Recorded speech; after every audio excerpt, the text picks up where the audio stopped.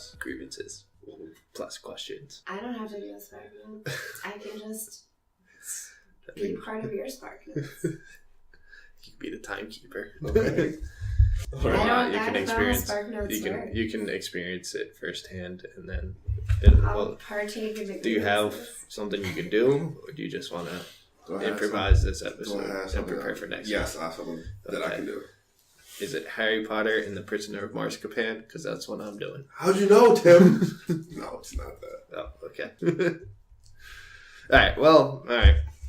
Great cold open. Sqwadcast episode 43? 44? You thought last week was like 70 something. Yeah, I don't know. Probably not the best one to go to. Last week I was like, aren't we on episode 80? That's an 80. I don't know what's the 50. Oh. What's a shame though is that Sqwadcast started the same week Chris D'Elia started his podcast, and he's on episode 104. See, so we could be on episode 80. Yeah. But we're not, because we took a hiatus.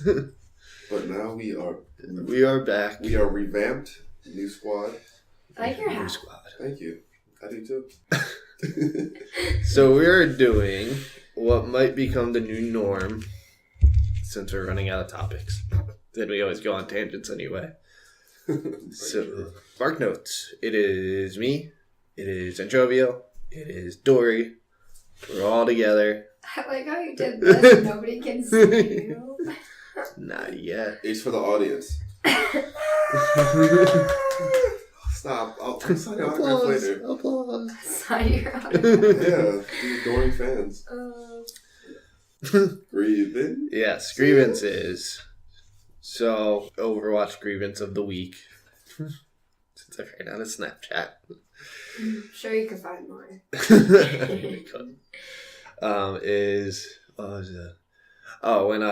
So you find games, right? It's an online game.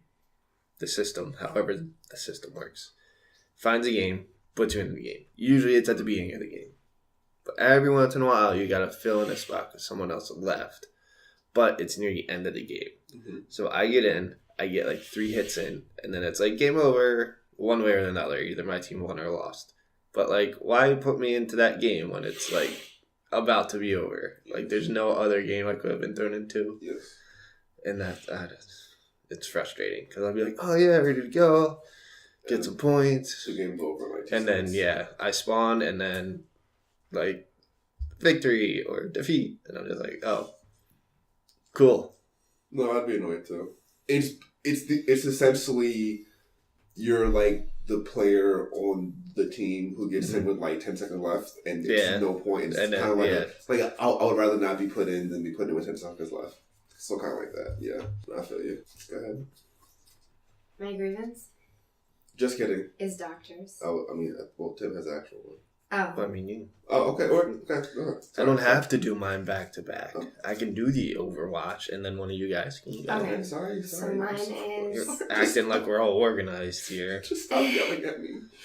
Mine is that doctors don't listen. That's my grievance. I've been having some, like, medical things happening, and I've been talking to my doctor about it, and I told her, like, these are my symptoms, and she's like, so what do you think is wrong with you? I'm like, well, I'm telling you my symptoms. You're supposed to tell me what those symptoms mean is wrong with me. Like, I didn't go to school to know what this means. I can Google it and tell you what Google says, but, like, you can also do that and pretend that you didn't. So that's my grievance. And I literally told her, like, my prescription ran out. And she's like, okay, I'll call in a refill. And I went to the pharmacy, and I didn't realize until I got home that it was a prescription for a completely different like, I picked up a different medication. So I emailed her, and I'm like, I'm not sure what happened, but, like, this was a different medication than what I was taking. And she's like, oh, I thought you wanted me to change your medication. Like, what are you talking about? I don't know. I'm not the doctor. I didn't tell you to do. I just told you my prescription was out. Like, is it even healthy to switch like that? Like, yeah. So anyways, that's my grievance. Doctors that don't do their jobs well. I see the frustration. My grievance is the new Lion King. It's not even live action, but like the one that's coming out in a few months. Yeah. This is like old news from like a year, but I was talking about it with somebody last night. My grievance is that they cut "Be Prepared" from the movie. What? Like this is the what? Like it's the best Disney villain song, and you're just gonna cut it? I'm sorry. Why?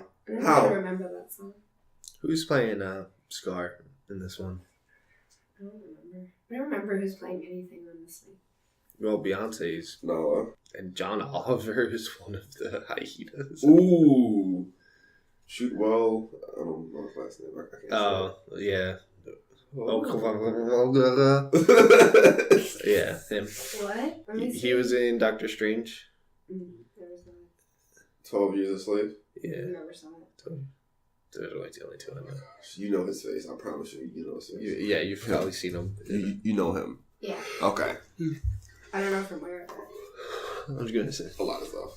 But no, yeah, like you just don't cut the best villain song. And I swear to God, if they include The Morning Report, I'm going to flip a lid. The Morning Report is a song that was on the Broadway version of the show, which then they added to like a DVD re-release of the movie. So now it's in the movie. Like it does flow, but like you don't just add in the scene. Like leave it on Broadway. Did you see the Broadway thing? Oh, I have seen it. Yeah. Like on Broadway or on TV? No, I saw it at the Hippodrome. Oh, Or the Kennedy Center. Sweet. One of them, but this was years ago. But no, yeah, like, so they better not have The Morning Report in this version and not be prepared, or I'm going to lose my ish. Such a classic song. If anything, cut like, I don't know about the Heartbreak songs.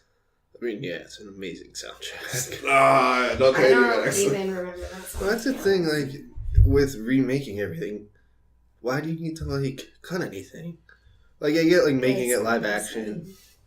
Yeah, but, like, just... I hope that it was just to get buzz, and they're going to come back, and it's going to be in the movie, and I'm going to be happy and not sad.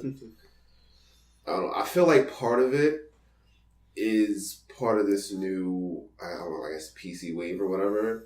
Because, like, that whole sequence is basically Scar being Hitler. And the fucking hyena, like, marching Nazis out. Yeah. But also, just no 5-year-old was going to say, hey, mommy, is he doing Hitler? They don't know. It's fine. It's fine. My grievance is also with a movie. Bohemian Rhapsody. Let's go. Now, well, I guess I have two grievances. One is nothing against Rami Malek. But I felt he was... Did we talk about this last episode? I don't know about last episode, but me and you have talked about it. I was going to say, that's why I don't... Sorry if this first part is repeating, but I felt like he was doing an impression of Freddie Mercury. Oh, we did talk about this. We did? Okay, so I'm going to skip over that. But, as for the actual movie, if you don't compare it to real life and just look at it as a movie, it's a good movie. And a lot of people are getting mad on the interwebs that, oh, well, they cut this and this never happened, and the scene with the manager, like, and the studio exec never happened in real life, and they never actually broke up in real life, and the other guy did solo albums in real life too. I'm just like, well, stop doing that. Stop comparing. It's not a documentary. It's a movie. It is a studio-made movie. You have to add drama. You have to add some storyline.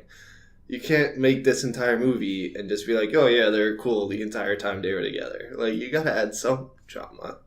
And it just frustrates me because everybody who is hating on the movie is hating on the fact that it didn't do what it didn't show the true story, and they added some things here and there. And I'm just like, well, if you stop comparing it to, like, I know it's hard with that type of movie because there's an Elton John one coming out later this year too. Yeah, well, my boy Terry. Yeah. He's been in a lot of stuff recently. And other types of movies like that, like any biopics or stuff. Just look at it as a movie. Don't look at it as a retelling of what happened or a documentary or anything like that. If a documentary came out and they were like, oh yeah, they broke up and that never happened, then yeah, I'd be mad at the documentary. But yes, it's a movie. There's going to be some extra stuff. And just like Reddit is like hating it. like, so mainly it's against Reddit, because a lot of people I met, and like even my brother liked it, and he said that. He was like, this stuff never happened, but I enjoyed it as a movie. Yeah. And I'm just like, don't... You just have to look at it objectively. Yeah, just don't compare it. Yeah, just look at it as a 2-hour movie. And it was a really good movie. I enjoyed the movie. I enjoyed watching it. It was a little, I enjoyed other Oscar winner nominees better, but... just... Internet sucks, is what I'm trying to say. Also, not agree with where the fuck is Joseph Gordon-Levitt? I was thinking about that in the car on the way over. After Dark Knight Rises, he legit had 2 movies a year for a few years, and he was in everything for nothing. 3 years. Yeah, I'm like, oh yeah, he's a person. What happened to him? There's some controversy that I heard. Okay. About he has an animation studio called Hit Record. Oh. And he really, I see him post on Twitter about it sometimes. But apparently they're not paying fairly for freelance or something like that. Or they're not, I'm trying to remember. This is a shout out to Peter Austin, who I listen to on the YouTubes. And he was saying something about they were offering work and they would pay a flat rate or something. I might have the details wrong. But then the people would get mad that they weren't getting paid more or something, and they came out and said we're going to pay you this amount no matter what you do, and we may or may not use it, so you might not get paid if it's not in what we produce. So his whole company is very user based, very submit your own work type of stuff. Yeah. But if you're working freelance and they don't use your work, don't expect more than what it is. So apparently, I don't know if that has anything to do with it, but that just... I know that's happening. The more you know. Yep. Alright, so Spark Notes. What are you doing? Scratching my chest. Oh. Okay, so Spark Notes. Alright, here's how it works. Dory is our timekeeper. She is watching us in action. You can use your phone or my phone. Set the clock for 10 minutes. At 5 minutes, let us know. At 2 minutes. And at 1 minute, let us know. Well, when you see 5, you just put up, 5 fingers or a thumbs up. And the same thing when it gets to 2. I don't know if it's going to make a noise. Is that... No, you, yourself. Is that 10 minutes or 10 hours? It's 10 hours. I made that mistake once. I was trying to time one of my lessons. And I set it to 5 hours instead of 5 minutes. And I was like, how come only so many seconds have passed? I'm like, oh, those are minutes. Alright, so I'm telling you at 5 minutes and 1 minute? 5, 2, 1. 5, 2, 1. So we have, the way Spark Notes works, we've done 2 episodes of it, I think. I don't think we've hit 3. Anyway, we've done it before. We each have 10 minutes. You have to summarize something. The only rule is that it can't be an entire series. So you can do a book, a movie, TV show. You could do a season of a TV show, just not an entire series. That's still a caveat. And we have 10 minutes to summarize the entire thing. Got it. Who's going first? No, apparently I'm going first. I mean, I can go if you don't want to. No, I'll go. All right. Are you ready? Yep. Go. All right. So I'm doing Harry Potter and the Prisoner of Azkaban. The best movie. Don't at me. Best Harry Potter movie. Why are you looking at me when you said that? You're interrupting the 10 minutes. Just kidding. Okay, so it starts off with, if I can remember, he's at the... Oh, his aunt blows up. That's what happens. So he's at the Dursleys. And he... their aunt comes in, who's his aunt's sister, I think. I don't know. And then he kept insulting his mom, so he gets really, really mad, but he can't use magic out of school because reasons. The Ministry of Magic is like, oh, you can't practice your magic at home, so how do you get better as a student? It's like, anyway. So the aunt keeps making these really, really snide, rude remarks, and then Harry can't keep his magic energy intact, so his aunt gets bigger and bigger and bigger, and then starts to float away. He gets caught. He starts to run away. He gets picked up by the night bus, which is a double-decker bus that like travels through the Muggle world, but is magic. They pick him up. He goes under. He says a false name. He claims he's Neville Longbottom, and he gets to the Leaky Cauldron, Diagon Alley. He stays there. Then the person who administers their magic, I think, comes in. He's like, "Oh, by the way, you're not actually getting in trouble. You're like 13. You make mistakes. Like you blow up ants. That's just a thing wizards do." So he's like, "Okay, cool." I'm off the hook, but I'm not going back. So he stays at the Leaky Cauldron until school starts. Oh, right. Also, big plot point I should probably mention. They find out about Sirius Black, which at the time we don't know who he is. There's a story that he killed 13 people, and we don't really know what happened at this point in the Harry Potter saga. So he finds out about that, but he finds out in secret because he overheard the Weasleys talking about it. And then the Weasleys find out that he knows, I think, if I'm remembering right. So he's like, well, who is this guy? He was friends with my parents. What happened? Blah, blah, blah, blah. And they're like, no. You're like 13. Can't learn about this stuff yet. So they go to school. They have a new defense against the dark arts. Oh, wait, no, they're on the train. That's another big plot point. They're on the Hogwarts Express. They go, and they find a cabin. It's Harry, Ron, and Hermione, and this guy's under papers or blankets or something. And he's like sleeping, which is weird because it's an adult in a cabin with the kids. That's and so okay.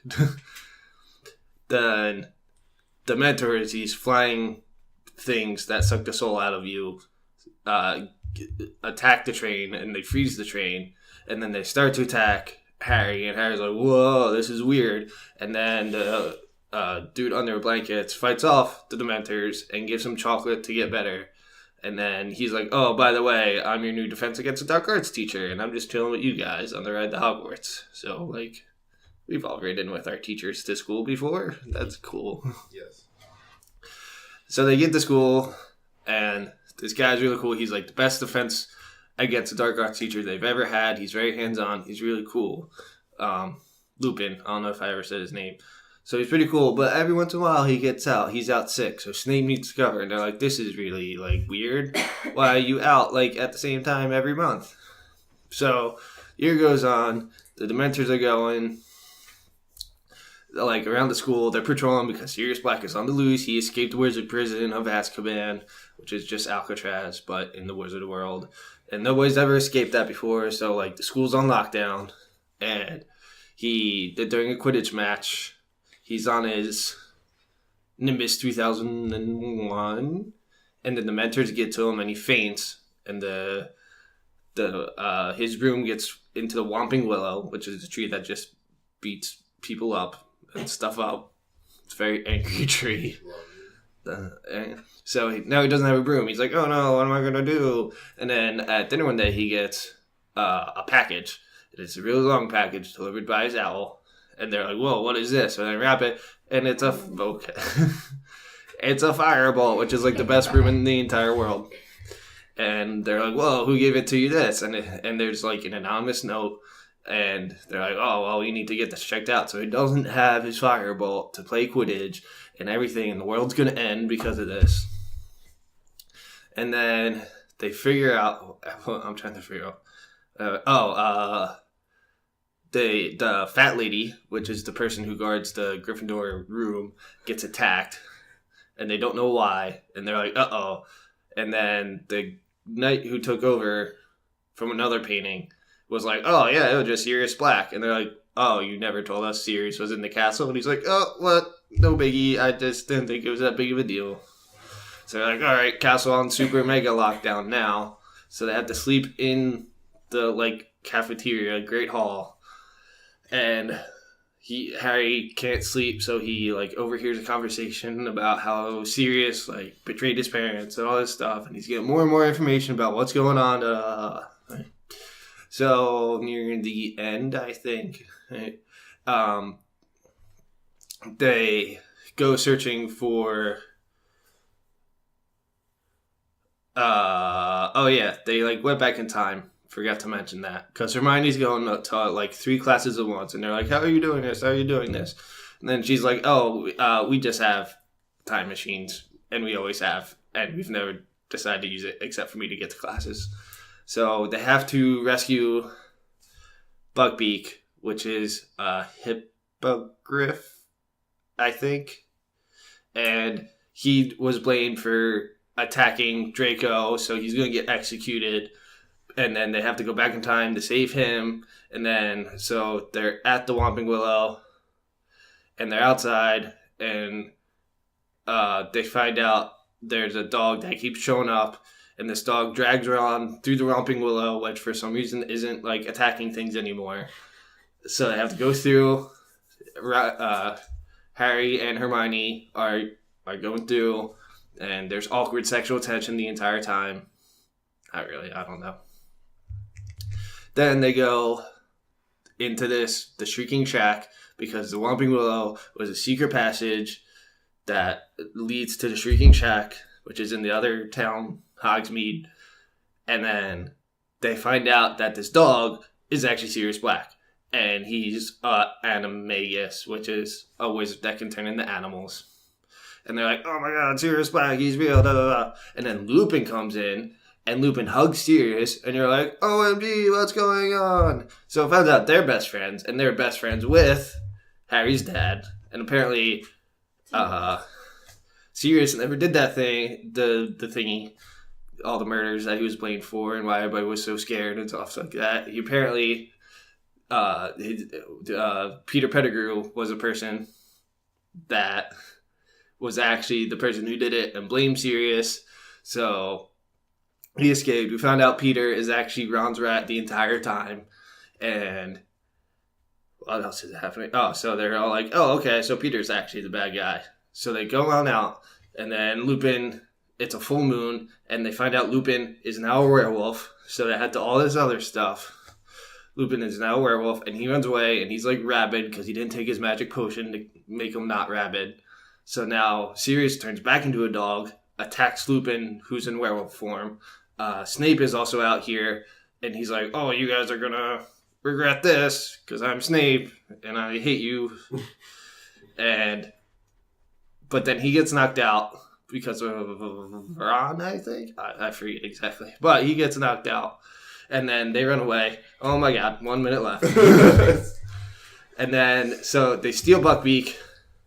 Or no, they capture Sirius. He gets put into a window to get the Dementor's Kiss, which is the thing that takes her soul away from the train that almost happened to Harry. So they steal Buckbeak, and Buckbeak goes up to the tower and saves Sirius. And they do that with the time turner travel thingies, but they can't do it wrong because Ron's leg is broken. And then they save 2 lives, and then Dumbledore's like, "Oh yeah, I probably shouldn't give 13-year-olds time machines, so let's destroy all of them."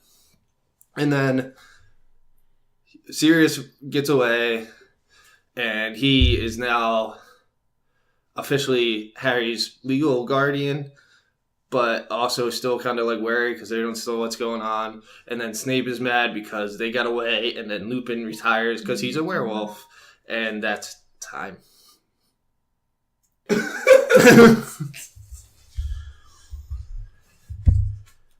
turn. So that was The Prisoner of Azkaban in 10 minutes. What are you doing? Let me know when to go. What are you summarizing? Let me know when to go, and I'll start. Alright, well, when are you ready now? I'm ready. Okay, go. So, I will be spark noting Mulan. Opens up. Some nice Chinese writing. It's wonderful. It's beautiful. And then you see Mulan wake up late. She's supposed to meet her matchmaker because she's at that age now. They don't really specify her age, but I'm going to assume since it's like 10th century China, she's probably like, I don't know, 14 through 16, somewhere around there. She calls her dog her little brother. Probably some kind of complex there because she's an only child. I don't know. And then she does her chores, and then she rushes there to meet her mom and her grandmother. She's late. The bathwater's cold. And they there's the song Matchmaker. And so then she goes, meets the matchmaker. This woman she's a very large woman. So she's like quizzing Mulan. It goes terribly. Her grandmother gives her a lucky cricket that starts wreaking havoc. They got in the matchmaker's tea, and then Mulan tried to get him out, and then somehow the matchmaker got like black stuff on her hand. Oh, and Mulan did not study for this at all because she doesn't take it seriously. So she wrote all the answers on her wrist. And then she would always have her fan up, and the matchmaker thought that she had the words behind her fan, so she grabbed her wrist. And then it was like, oh, you're not cheating. Except it was on her hand. Then she wipes her face, she gets a beard. The whole thing's a shit show. And then she's like, get out, you'll never bring honor to your family. Big plot point here, because as we all know, we know what happens. So then... I've actually never seen Mulan. That's blasphemous. So spoilers. This spark note means a lot. Anyway, so then she goes home. She's on her way home and finds out that the Emperor is recruiting new people for the war that's ongoing between the Huns, which is a big group at the time. The Huns are mad at the Emperor because he built up a wall, allegedly to keep them out, and the head Hun leader thought that was a challenge. So he's like, well, now I'm just about to wreck everything. So then it's basically like a military draft. So they draft like the male in each household, but her household is just her mom, and her dad, who's already basically like disabled, walks with a cane from the last war. And she like tries to tell the guy like, hey, my dad fought in the last war, he can't walk. He's like, hold your tongue in a man's place. So at this time, women cannot talk without permission. And they're basically just property at that point. Like, they're used for childbirth, and that's it. They have no, and like, keeping the home. So that's it. And her dad's like, hey, shut up. You're dishonoring me right now. You're embarrassing our family. You dishonor me, which is a big thing. For that Chinese culture, honor is everything. So he's like, shut up. I'm going to do this. He like hobbles up, takes his, I guess, orders, and then hobbles back home. They're eating dinner. They have a big fight over it. He's like, I don't care what you say, Mulan. I'm going to do this. They show him. They cut to a scene of her running off crying. Dad, I guess, practicing his old moves with his sword and just collapses. I'm like, so we all know this is going to go very well. Then Mulan prays her ancestors and has an epiphany. She's going to take her father's place. So women aren't allowed to talk, but they're definitely allowed in the military. So she cuts his hair. She cuts her hair, steals his armor, takes her horse, and then go home. And then goes to the war. Wow, I actually forgot one of the best songs in the movie. Reflection. After she fucks up her matchmaker, she sings a song, Reflection, like, I just want to be me. Okay, so cut to back where I just was. Skipping around a little bit. Nah, that's what happened. Nah, I forgot that. So she's running off to basically basic training.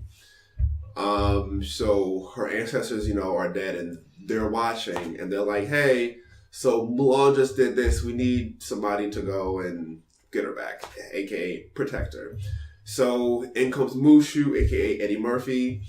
He's awoken by the head master of the family, ancestors? I don't know. And he's like, hey, I woke you up to wake up the great stone dragon, because Mushu is basically the little serpent who thinks he's a big shit, and he's not at all.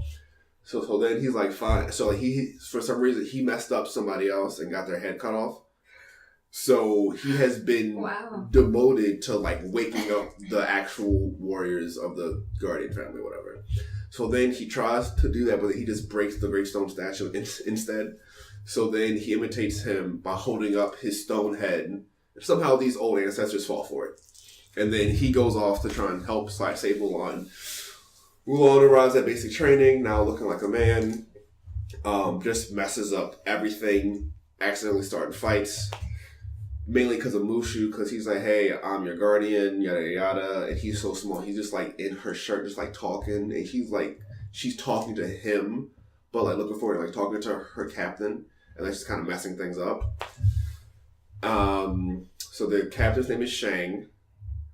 He's the son of the general of the Chinese army, I guess. So his dad goes off ahead of him to meet the Huns and try and stop them.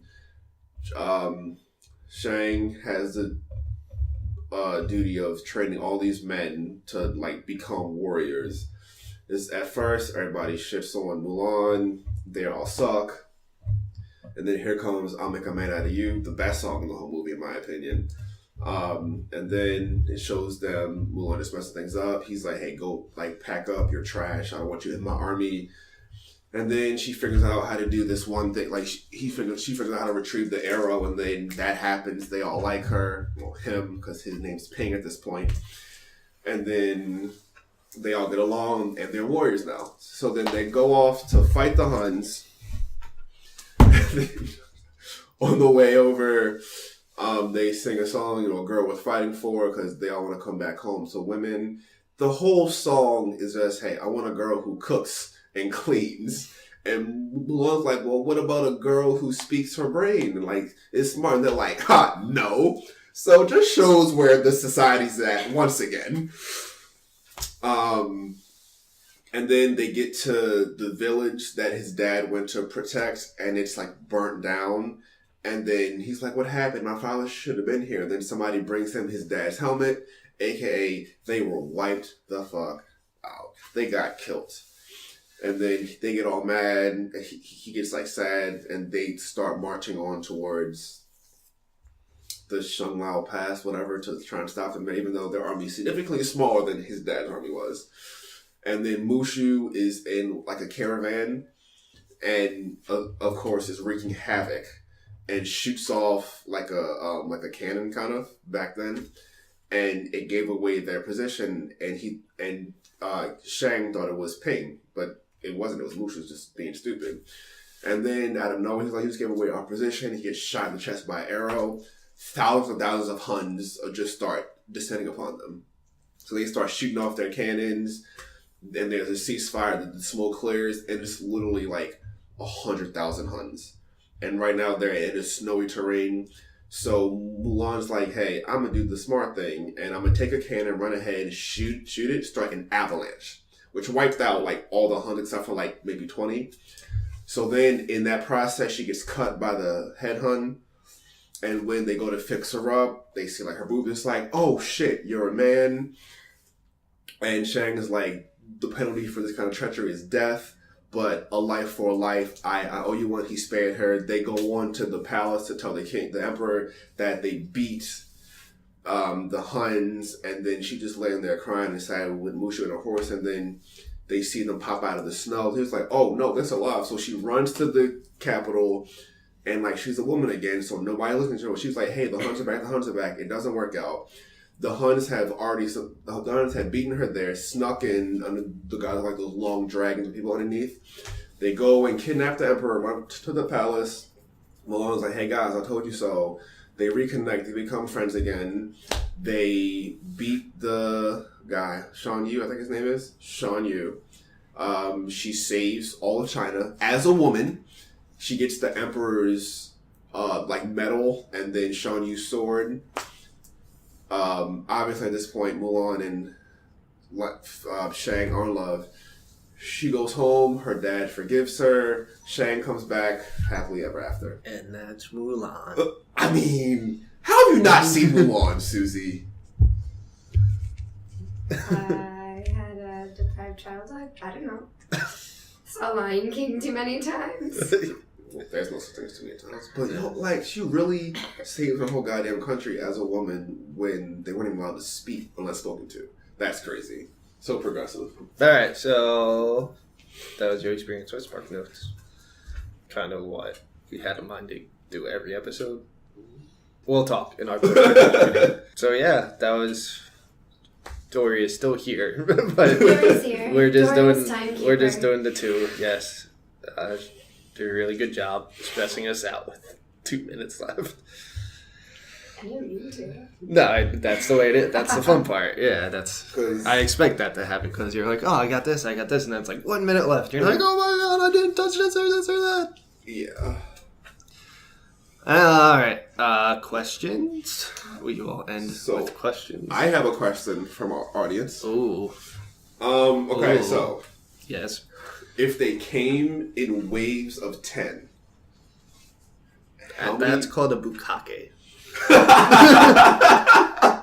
Do you know what bukkake is? No.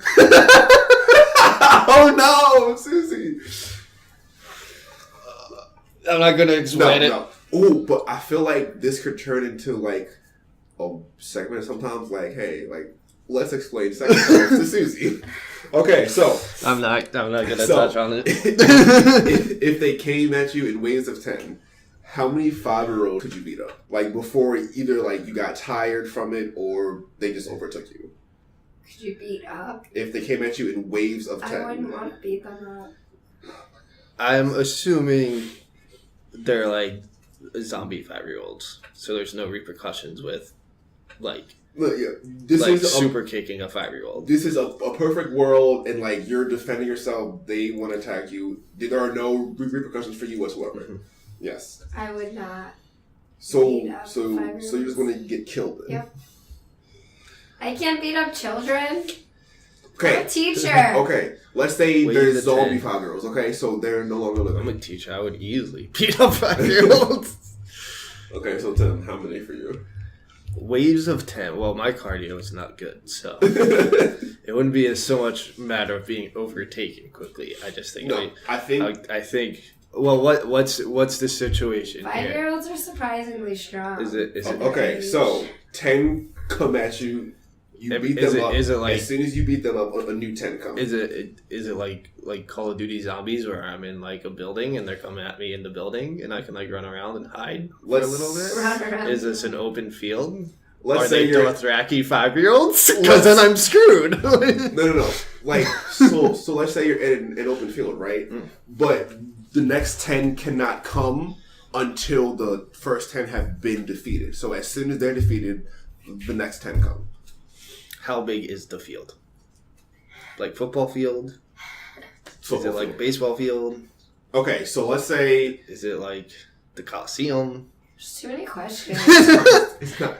Okay, let's say you're on the football field, okay? Uh-huh. These 5-year-olds are lined up on the other goal line. You're on one goal line. They send these 10. As soon as you beat up the first 10 5-year-olds, the next one comes from the other goal line. Is there football equipment on the field? Here's the goddamn question. No, I mean, like I said, I'd probably not so much be overcome by them. I just... So how many... I could probably... I could probably get to 50. Because I feel like I can easily overpower even 10 of them. Like you just... Honestly, like you just kick them once and they're done. Well, that's what I'm saying. Yeah. Depends on their size, though. I know some pretty big 5-year-olds. But the average 5-year-old at me and Tim's size, we would. And honestly, the average 5-year-old at my size, though, I'm like the same height as a 5-year-old almost. You're incorrect. Okay. I know 5-year-olds that literally come up to here. I'm basically the same height as a 5-year-old. That's still half of your height. It doesn't matter. Like. So you say, but 10 5-year-olds is... So you say 50. Yeah, I could probably get to 5 waves and then I'd start getting a little tired. I might be able to go a little more, but okay. I would put money on 5 waves of zombie 5-year-olds on a football field. How many would you be able to beat up? I'd say I'd probably get to maybe 85-ish. And one strategy is just to knock one unconscious and then just then just take one and then just start beating him using his body to just beat the other one. These are That's terrible. Hypothetical zombie 5-year-olds. We are not condoning the violence of actual 5-year-olds. No. This is a post-apocalyptic world I think where 5-year-olds got a virus. Why does Tony always bring up the most controversial things? I think at that point I would get pretty tired. Okay, and then I have another one, kind of similar, but not really. Great. Hold on. But this one is more interesting down. though. Okay, fight a horse-sized duck. Oh yeah, I've heard this. Or 10 duck-sized horses. See, I don't think people realize how small ducks are. Like, and then you put a horse form. You know, like it's. I could easily do a horse is big. Like, people like. A duck is. Imagine a duck's corkscrew penis on a scale of a horse. Like. So I'm assuming you'd want to fight the. Yeah, I would. Yes, I would take that every time. Ducks have corkscrew penises. I think I'd fight the 10. I'd fight the 10 horses. Like, yeah, their kicks would still hurt, but you're big enough where you can like step on them and try to kick them. Probably like lay on them and they would die. Ducks are like that big. You could just like sit on it. But there are some like bigger ducks though. I guess. All right. To the Ask Reddit for our last question, since we're on a schedule. I did good. You did do good. Hey, thank you. Something my mom's never told me. Oh, that's sad. Come on. I won't say that. Okay, here's a really funny one. This is something I won't understand. You and your neighbor are constantly annoying each other. You have discovered an ant, like an animal ant, not your mom's sister. Last garden on, so yes. Yeah. That obeys your every command and cannot die. Using your ant, how do you subtly irritate your neighbor to no end? That question has 4.1 thousand upvotes right now on Reddit. So you have So you control the ant. Yes, the ant can't die and will obey anything you say. And you have to annoy your neighbor with it. It'll just eat its food and crawl around on them all night long and keep them away. No, yeah, I would just like heat them up, so like just have them like crawl on their face. Yeah, or right. like their eyeball or something like that. Just keep them On annoyed. their eyeball. Oh, that's hilarious. Yeah, that's what I would do. I don't know. I'd have it like Cause like I would want to do more than that though. That's the thing. But like, so like this ant is like still like 10 times as strong as his body weight, but like that's still not that much. So it's like, what can one ant actually do? You know? Like I would want to like do more, but like with this current like if it has the same parameters except that it just can't die, I feel like it's still very limited as to what it can actually do. And like it could, I guess, like slowly eat away at their food, but that would still take a long time because it's still so small. That's what the second highest comment is. Just like it'll just be there. All right, one last question. What's a good one? That one's, I don't know if I want to answer that one. See, this is a question I don't understand. This isn't the actual question. This is more of a discussion point. One of the questions on Ask Reddit right now is you are physically incapable of ever lying again, but you get $10 million. Do you take it, and why? Why not? Yes, I would take $10 million to not lie ever again. Like, what? How do you even consider that? I think not lying is hard sometimes. I would just like not.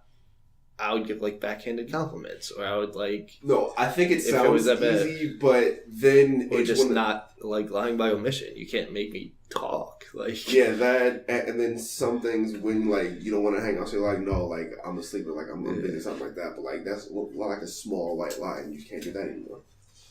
No, I think I could. You have to just be like, no, I just don't want to see you. Do you realize how much $10 million is? Oh no! If it was like $100, I'd be like, oh no, $10 million. Like, yeah. So like, I would. I mean, I would do it, but I don't think I would have the will. So like, what's the repercussions? No, I would definitely do my best to try and not lie whatsoever. But like, is somebody like watching you and make sure that you don't lie? Like, and if you do lie, what happens? Do they just come and take the $10 million back? Is there like a chip? Do they beat you up? Like, what happens? Is there like a chip that can tell when you're lying or not? I don't know. They know. The all-knowing. So if you do lie, do you get the money taken away? Yes. That's what I just Well, see, here's what's going to happen then. I'm going to last as long as I can, invest it in some offshore accounts where they can't touch it, and then... Nope, it is an all-powerful entity that knows everything. No matter where your money is, it'll go away. That's not explained in the question, but I can't. I'm adding my own rules. Then I will do the best I can and live as fast as I can while I can. Because I don't know how long I'm going to last. So, do you want to hang out later? I mean, we are, so... Oh, yeah, that's true. We should ask him. How would you describe your sex life only using song titles? I don't even know Bohemian Rhapsody. No, that's... I just had sex. Right. No. I don't know song titles well enough to describe my sex life using them. Best of both worlds by Hannah Montana. Alright.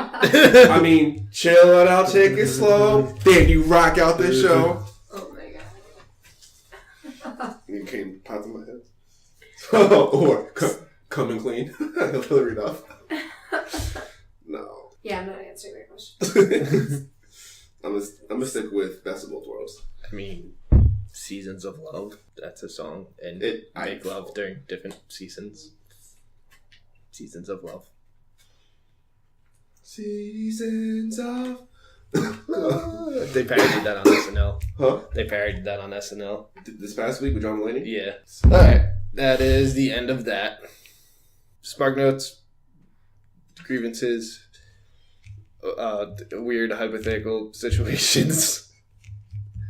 That was episode 40 something or 80? Episode 4080. 40. It has been, I'm sure we would do this a little longer on a regular basis, but there are, places to see and people to do, so. Names to kick, asses to take, It has been Dory. Hi.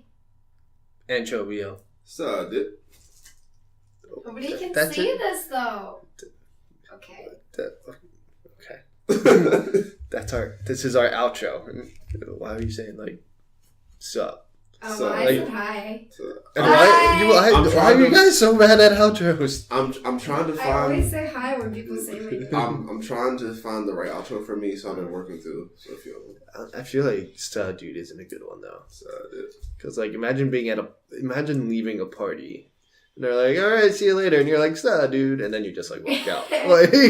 What a granite, huh? Yeah. Comment...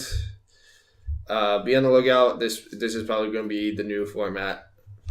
No more main topic, just spark notes. Still grievances, still questions. But yeah, it has been us. Share, get it out there. Tell your friends. If you ever want to be on, slide into our DMs. Hell yeah. Well, slide into Sqwadcast DMs, not our personal DMs. No, because we will ignore you. Yeah, that'd be weird. But yeah. I might not ignore you. At Sqwadcast on the social medias, Facebook and Twitter. Not all the social medias. It's on 2 social medias. Yeah, do the things. Tell your friends. If you ever want to try Spark Notes, let us know. Hopefully we can get some guests on here and there. I like this team. I like our team. I'm just saying. We can... Oh, you have... Send us ideas. Oh, wait. We'll have meetings. We have a group chat that our meetings exist in. Alright. Squad out. Bye. You guys are weird. Yeah. I am weird.